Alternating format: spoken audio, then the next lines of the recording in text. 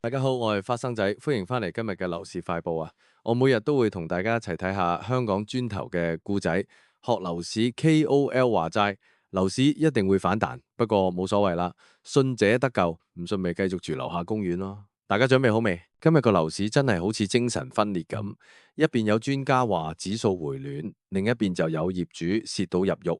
究竟我哋應該信數據定係信自己個荷包？一齊嚟睇下。首先睇一啲數據先啦。最新公布嘅中原 CCL 指數報139.94點，咁按個禮拜計係微跌咗0.22%，哇，跌咗喎！但係啲專家又話形勢大好喎，話成個第三季呢，八大樓價指數齊齊升，係近10個季度以嚟第一次見，仲話大型單位指數創咗32個星期新高。指數雖然跌咗少少，但係比起5月個低位已經升翻3.5個百分點啦。分析師仲好有信心，話第四季目標係143點。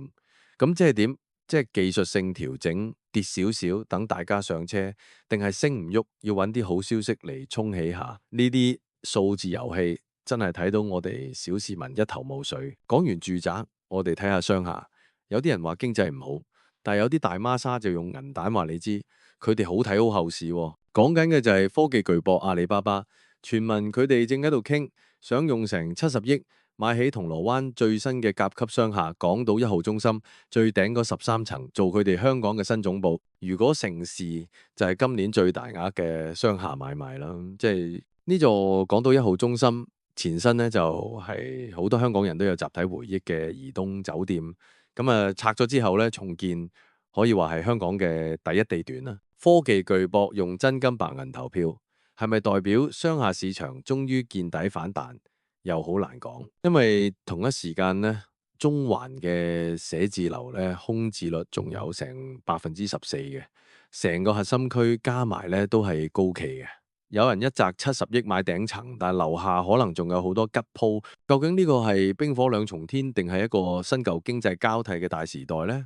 不過大孖沙嘅世界，我哋呢啲凡人就唔明噶啦。我哋睇翻啲貼地啲嘅成交好過。咁屯門呢，有位業主就用咗8年時間，親身證明咗俾大家睇咧，原來喺香港買樓真係可以輸錢嘅。屯門璞寓一個一房單位，最近以388萬賣出。但係個業主8年前買入，埋單計數，帳面蝕咗75萬，跌咗超過1成6。你諗下，層樓都算新，個業主仲要係第一手買翻嚟，揸足8年，唔係短炒，結果都係要蝕住走。咁話說好嘅磚頭必勝論呢，8年抗戰都打完啦，層樓嘅價值仲倒蝕緊啦。最諷刺嘅係接貨嘅係一位首次客。希望佢今次真係執到平貨啦！蝕錢固然慘啊，但係有時啲新聞呢，標題呢仲令人混亂。北角單棟盤廣輝豪庭呢，最近有個2房單位賣咗608萬，尺價創咗屋苑近年新低。哇！創新低喎，個市睇嚟都幾凍。但你睇真啲，個業主24年前買入，今次賣樓帳面賺咗360幾萬，升值1.5倍。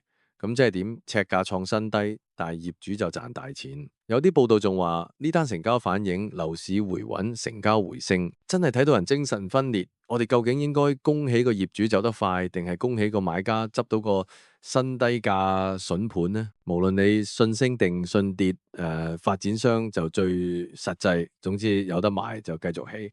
嚟緊一大堆新盤又排住隊出嚟啦。新地啟德天璽胎天第2期。最細一房嘅單位得296尺，錦上路柏龍 E.I 最細一房都係300幾尺。洪水橋又話要起多4棟樓，提供900幾個單位，再加上成個北部都會區如火如荼咁規劃緊，未來嘅供應可以話係源源不絕。喺咁多新樓供應之下，樓價仲可以點樣乾升上去呢？大家嘅銀包又準備好未啊？喺樓市一片風雨飄搖嘅時候，反而有啲老字號逆流而上啊！